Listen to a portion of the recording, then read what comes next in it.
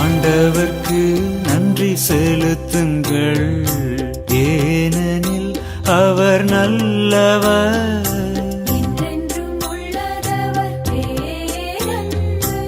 இறைவன் மக்களே கூறுங்கள், ஆண்டவர் கஞ்சுவோர் கூறுங்கள்.